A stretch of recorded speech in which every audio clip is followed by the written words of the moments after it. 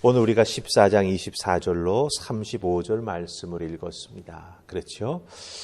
그 말씀의 내용을 잘 보면 전쟁은 하느라고 피곤한 이스라엘 군대와 백성들에게 사울 왕이 금식을 명합니다. 전쟁에서 승리했고 전쟁에서 온 죽을 힘을 다해서 싸웠는데 끝나고 나니 아무것도 먹지 못하게 하는 거예요. 자, 이것이 무엇을 의미할까라고 하는 거지요. 이것을 우리가 좀 잘 말씀을 통해서 분별해야 하나님께서 우리에게 큰 은혜 주시고 무언가 이루게 해주시고 결과를 주셨을 때 그 결과를 우리가 어떻게 믿음으로 소화하고 그것을 가지고 하나님께 영광 돌리는가라고 하는 것을 잘 알 수가 있습니다. 자, 그렇다고 한다면 우리가 24절을 읽었는데 그 바로 앞절 23절 말씀 보십시다. 23절 우리 한번 같이 읽을까요? 자, 시작. 여호와께서 그날에 이스라엘을 구원하심으로 전쟁이 베나웬을 지나니라. 아멘.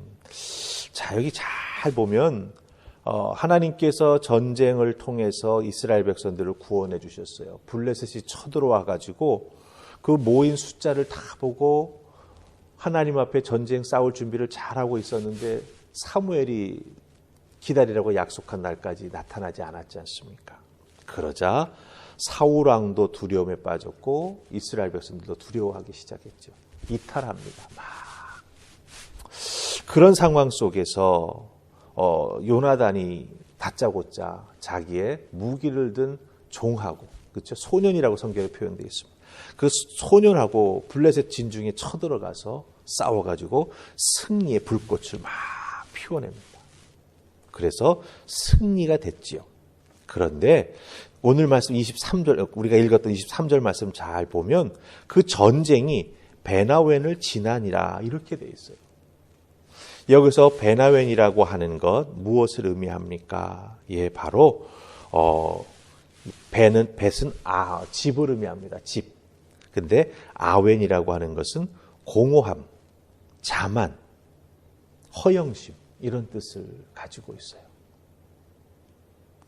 전쟁에서 승리했지만 사울은 금식을 선포하고 묘한 상황이 펼쳐져 나아간다고 하는 거예요. 즉 사울이 직접 이루어낸 승리가 아니라고 하는 거죠. 아들이 대신 승리의 물꼬를 터져서 승리할 수 있었습니다. 그런데 이상하게 사울의 마음속에는 공허함이 생기고 이기고 나서도 뭔가 자기 자신이 주도하지 못한 그 찜찜함이 그 마음속에 그대로 나타나게 되었다고 하는 거죠. 거기에 사울이 빠져들었다라고 하는 거예요.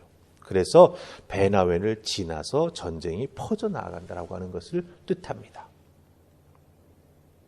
물론 궁극적으로는 승리합니다.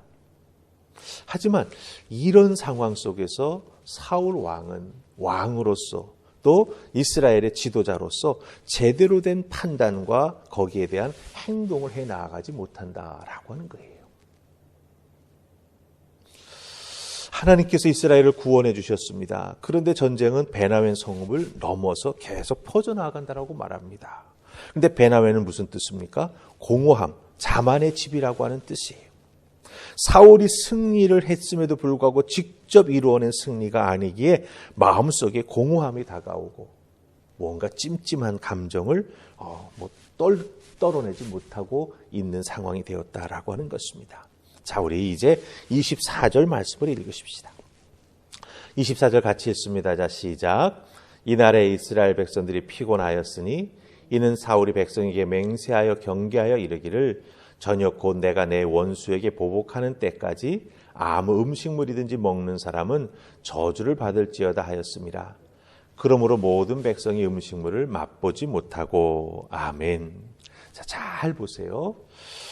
이런 찜찜한 상황 속에서 사울 왕이 금식을 선포할 때 금식을 선포하는 그 이유가 여기 살짝 나옵니다. 무엇입니까? 내가 내 원수에게 보복하는 때까지. 아무도 음식물을 먹어서는 안 된다라고 맹세를 시켰습니다.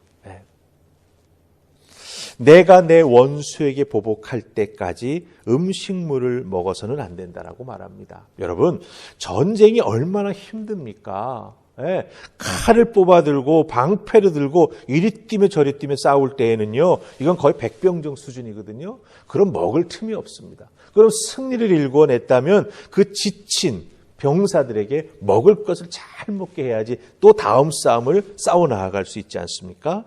그런데 승리했음에도 불구하고 사울은 내가 내 원수에게 보복할 때까지 금식을 시킨다라고 하는 거예요.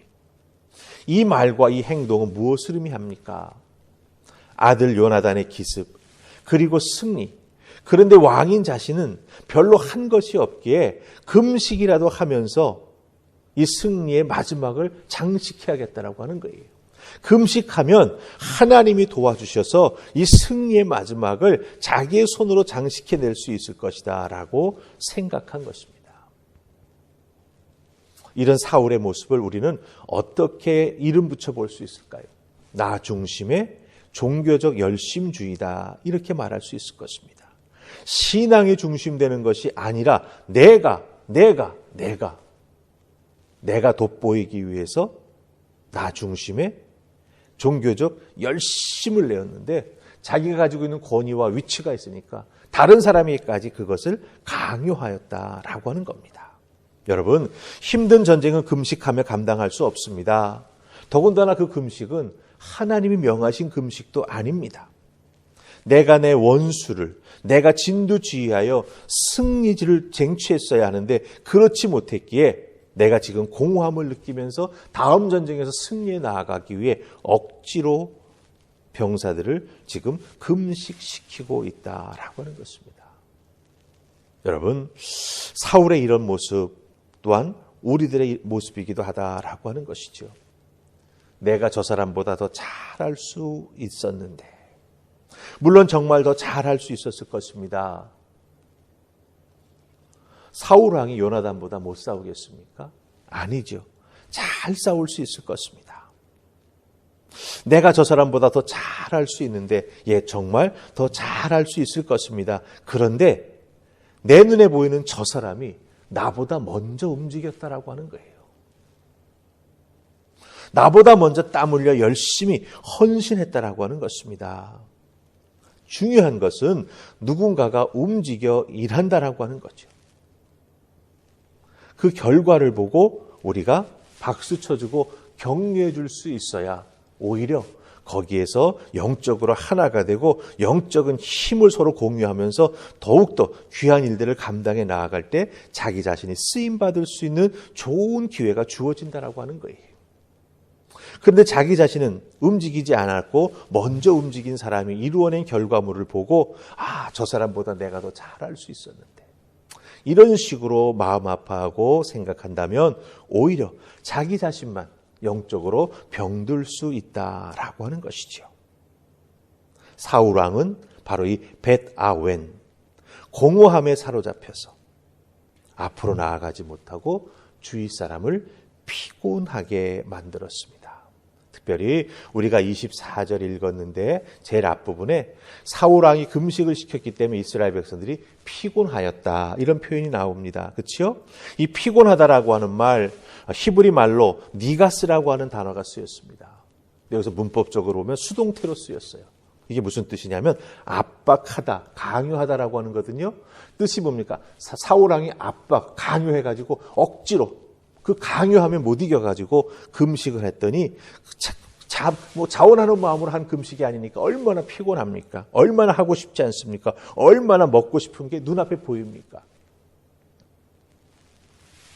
그래서 그 금식이 강요되면서 하나님 기뻐하시는 금식도 되지 아니하고 결국 더욱더 이스라엘 백성들은 하나님께서 핏째 먹지 말라 말씀하셨던 그 하나님의 율례마저도 범하게 되었다라고 하는 것입니다. 잘 보십시다. 한 사람의 개인적인 자기중심의 종교적 열심주의가 주변에 있는 사람들에게까지도 강요될 때 더욱더 잘못된 결과를 만들어낼 수 있다라고 하는 것입니다. 이것이 사울 왕만의 모습이 아닌 우리들의 모습일 수도 있다라고 하는 것이죠. 근데 중요한 것은 무엇입니까? 비교 대상 혹은 누군가를 비교할 때 우리가 조심해야 될 부분이 참 많다라고 하는 거죠. 저 사람보다 내가 더 잘할 수 있는데 잘할 수 있습니다. 하지만 중요한 것은 그 사람이 무언가 하나님의 손길이 필요한 것을 먼저 보고 먼저 움직였다라고 하는 거죠.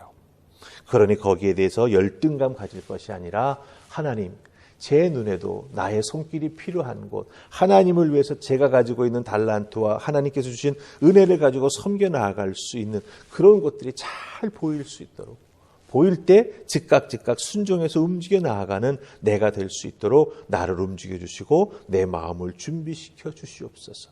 이렇게 기도하고 준비한다면 내가 내 원수를 갚을 때까지 너희들은 다 금식해야 된다. 이런 잘못된 종교적 열심주의와 그에 따른 말이나 행동을 우리가 하지 않게 된다라고 하는 것입니다. 오늘 사울이 우리에게 보여주는 모습은 참 여러 가지를 우리에게 생각하게 하는 것이죠. 열심 내는 것 참 중요합니다. 그런데 하나님이 기뻐하시는 열심, 하나님이 원하시는 방식으로 우리가 열심을 내면서 함께 손에 손을 잡고 믿음의 공동체를 이루어 나아가며 하나님께 헌신해 나아가야만 더욱더 귀한 열매가 나에게도 맺혀지게 되고 또한 믿음의 공동체에게도 맺혀지게 된다라고 하는 것 꼭 기억하시고 이와 같은 믿음의 모습을 잘 견지하시는 여러분들 되기를 주님의 이름으로 축복합니다. 아멘. 우리 기도하십시다. 좋으신 하나님 감사합니다. 아들의 돌격을 통해서 이스라엘 군대가 승리를 거두었지만 사울 왕은 왠지 마음껏 기뻐하지 못하는 모습을 보게 됩니다. 그의 마음속에 공허함과 내가 아들보다 훨씬 더 잘하는데 어떤 이런 비교에 통한 잘못된 생각이 들게 되니 잘못된 행동과 잘못된 결정을 하게 되는 것을 보게 됩니다. 우리들에게도 이런 사울의 모습이 있을 수 있음을 고백합니다. 주님, 늘 깨어 먼저 기도하게 하시고 하나님이 진정으로 기뻐하시는 것이 무엇인지를 깨달아 알게 하시고 특별히 누군가가 나보다 먼저 움직여 하나님 기뻐하시는 일들을 감당해 나아갈 때 박수 쳐주며 또한 함께 손잡고 앞뒤에서 밀어주며 나아가는 우리가 될 수 있도록 도와주시옵소서. 그 함께함이 통하여 우리가 하나가 될 때 하나님 도우시는 은혜가 더욱더 풍성히 임하게 될 줄 믿습니다.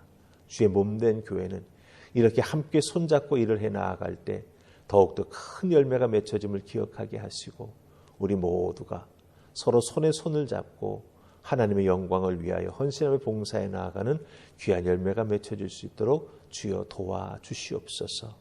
우리 하늘풍 화평교회가 베나웬의 그런 모습을 넘어서서 하나님 기뻐 받으시는 놀라운 은혜의 공동체가 되게 하시고 우리들이 함께 일을 하며 사역을 통해서 섬겨 나아갈 때 에베네셀의 하나님이 우리를 도와주셨다라고 꼭 함께 고백할 수 있는 우리 모두가 되게 하여 주시옵소서. 감사하고 예수님 이름으로 기도하옵나이다. 아멘.